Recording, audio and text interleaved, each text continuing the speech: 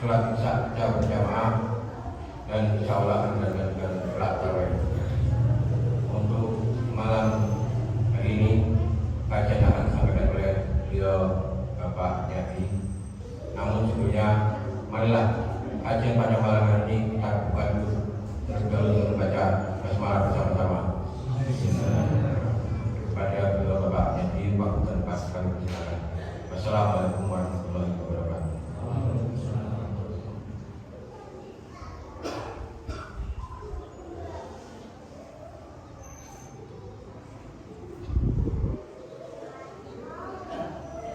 Assalamualaikum warahmatullahi wabarakatuh. Alhamdulillah. Nahmaduhu wa nasta'inuhu wa nastaghfiruh wa na'udzu billahi min syururi anfusina wa min sayyiati a'malina.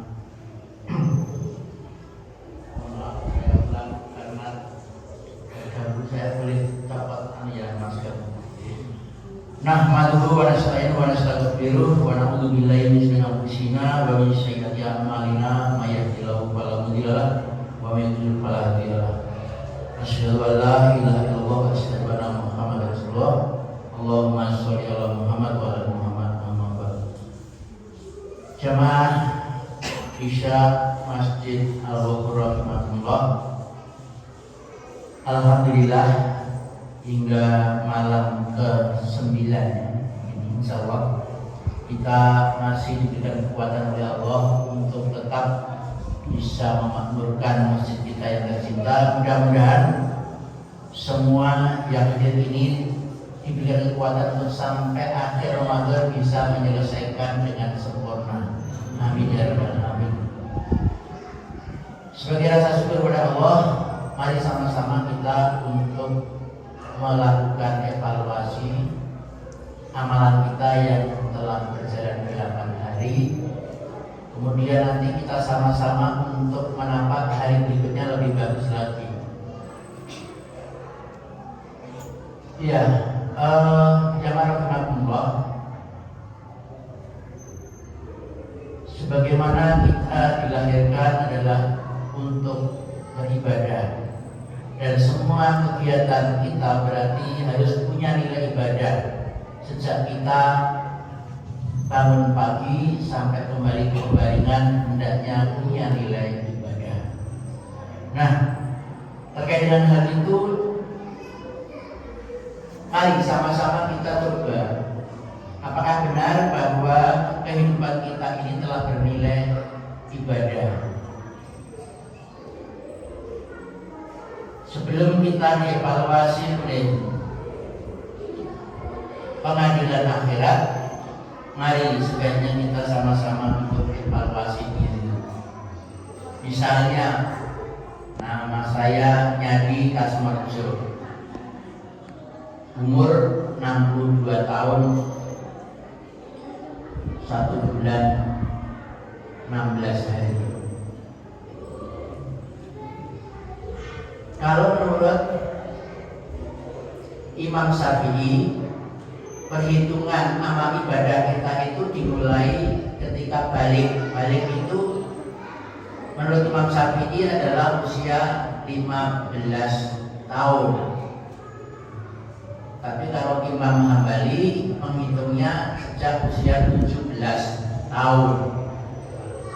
Nah, dengan kata lain, karena saya sudah usia 62 tahun lebih, kalau dihitung-hitung yang harus saya pertanggungjawabkan kepada Allah, perbuatan amal saya berarti sepanjang 47 tahun, 1 bulan 14 hari.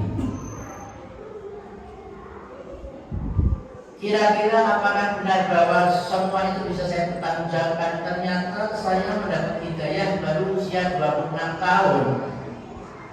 Berarti dari, kalau ikut mazhab Syafi'i, berarti sejak usia 15 sampai 26 tahun kemana? Gak ada nilai ibadahnya. Kalau menurut Imam Hambali berarti sejak 17 tahun. Itu pun perlu dipertanyakan. Misalnya kita mulai dari ibadah wajib. Ibadah wajib itu mulai dari sholat, puasa, zakat, kemudian haji. Itu yang pokok. Bagaimana sholat kita? Nah, saya sangat sedang di masjid ini sholatnya membaca ayatnya sudah enak, satu, jadi tidak di sambung menyambung.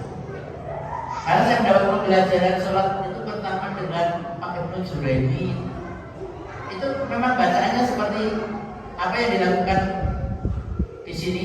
Kemarin saya Mas Suryono, kemudian malam ini imamnya juga demikian. Nah, tumanina itu apa? Bukan hanya sekedar berhenti, tetapi di setiap pemberhentian sholat kita itu kita rasakan. Sejak kita takbir, Allahu Akbar, berarti hanya Allah yang maha besar. Selain itu kecil. Sehingga ketika kita berhadapan dengan siapapun itu tidak takut selama dalam kondisi benar. Tapi kan sekarang susah untuk mencari yang berani demikian, karena kebanyakan takut. Nah, bagaimana dengan nilai ibadah kita itu bisa kita bawa dalam kehidupan sehari-hari? Dari sholat saja misalnya, jelas mana sholat itu memiliki sesuatu yang sangat dalam, karena mi'rajnya orang Islam itu adalah ketika sholat itu betul-betul berhadapan dengan Allah, dan itu harus dibawa sampai dalam kehidupan di masyarakat. Makanya ketika salam, assalamualaikum warahmatullahi wabarakatuh, ke kanan ke kiri, berarti kita harus bisa menjadi rahmatan lil alamin, memberikan keselamatan kepada seluruh lingkungan. Bagaimana kita bisa dirasakan oleh lingkungan keberadaan kita itu bermanfaat. Jadi dari sholat saja itu sudah harus punya makna yang demikian luar biasanya, sehingga dinyatakan bahwa inna sholata tanha 'anil fahsya'i wal munkar. Sesungguhnya sholat itu mampu mencegah perbuatan keji dan munkar. Ya. Jamaah rahimakumullah, saya walaupun di atas sana ramai, saya tidak merasa risih. Justru saya bangga. Sebagai pegiat lingkungan, saya bangga. Kenapa? Berarti masjid ini tidak akan mengalami vakum. Ada harapan anak-anak kita itu meneruskan. Cuma masalahnya kan bagaimana teman-teman yang pendamping supaya bisa tertib ketika ibadah semacam ini. Di masjid saya sama, anaknya juga banyak, tempatnya juga di atas, tapi tidak seramai ini karena sudah ada pengaturan bagaimana ketika kita sedang beribadah dan sampai ceramah. Nah, ini hanya saya tularkan, bukan saya nyindir, tapi adalah bagaimana jangan sampai nanti besok nggak boleh. Karena di tempat kami tadi di Nol Garden ada 3 masjid satu kampus. Yang satu tidak boleh anaknya masuk ke masjid di rumah sebelah karena dianggap mengganggu. Tetapi di masjid tempat kami, di tempat saya untuk yang saya jadi takmirnya, ya seperti ini.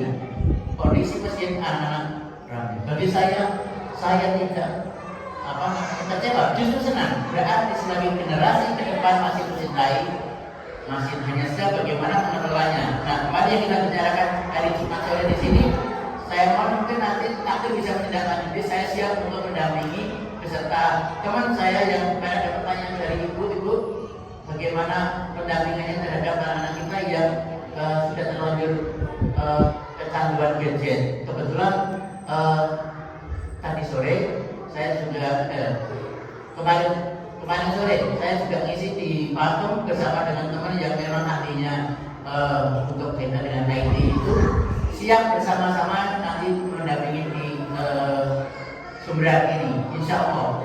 Jadi saya siap membawa rekan-rekan yang memiliki keterampilan atau kemampuan untuk bersama-sama mewujudkan masjid ini Bismillah, dari sholat puasanya bagaimana kemudian?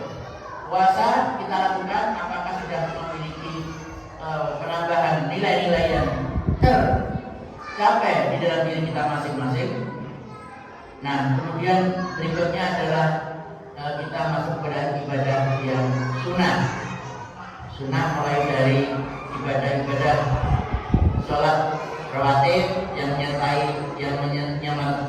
sholat-sholat 5 waktu kita bagaimana, kemudian sholat-sholat yang lain apakah selama ini telah meningkat, kemudian setelah sholat-sholatnya juga infak dan sedekah.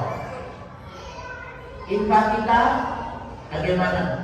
Apakah sudah terbiasa kita berinfak? Kalau belum terbiasa, jadikan sholat tadi sebagai pedoman.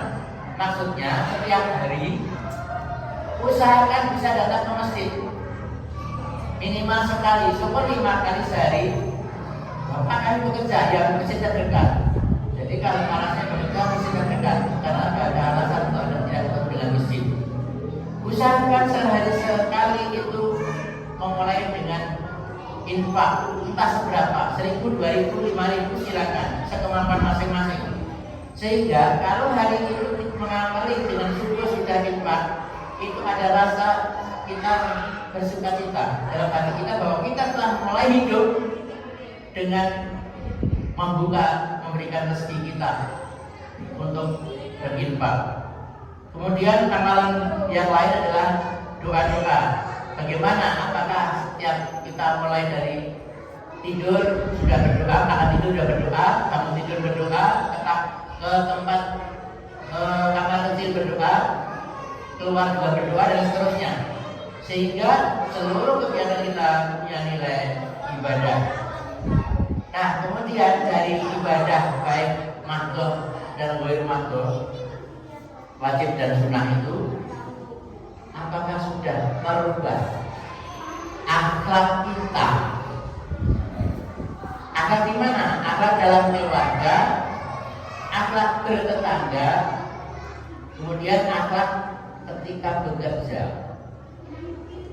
Apa kaitannya dengan hal ini? Kalau kita sudah ibadah dengan benar, insya Allah dalam keluarga kita juga akan terasa nikmat.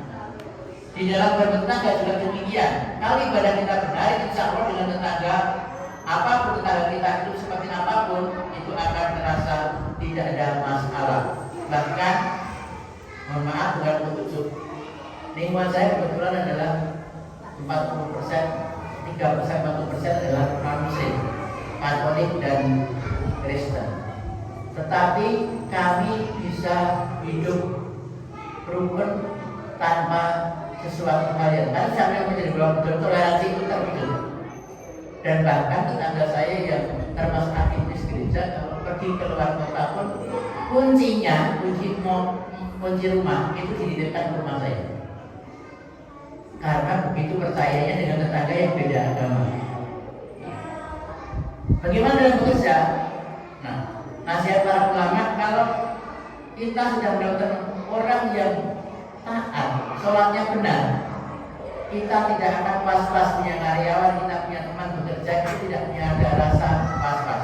Karena ketika dia bekerja, dia akan menerapkan apa yang dia lakukan di dalam sholatnya ketika bekerja. Jadi bukan semata-mata panjangnya lamanya dia bekerja, waktu bekerja 7 jam atau 8 jam sehari, tetapi apa yang dia kerjakan itu ada perimbangan dengan nilai yang dia peroleh, sehingga dia akan merugikan majikannya. Jamaah rahimakumullah. Kemudian yang keempat adalah bagaimana kita menambah ilmu agama kita. Berapa koleksi kitab kita, berapa koleksi buku-buku keislaman. Kemudian bagaimana dengan kehadiran kita ke majelis taklim dan lain sebagainya.